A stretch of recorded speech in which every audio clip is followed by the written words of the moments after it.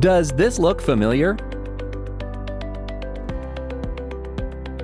If your wall plate doesn't quite fit, a SPACERR electrical outlet extender will solve your problem in seconds.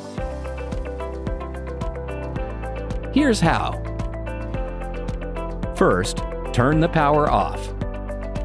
Then, loosen the screws and measure the distance from the outlet box to the surface of your wall or tile. Next, measure the spacer to match the exact length and add 1/4 inch. Cut 2 spacers, return the screws, or use the provided longer screws as needed, and place the spacers between the screws and the outlet box.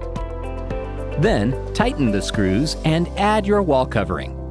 It's that simple. Use spacers for remodeling projects, and when adding tile, sheetrock, or other material that causes the outlet to sit too far back in the wall.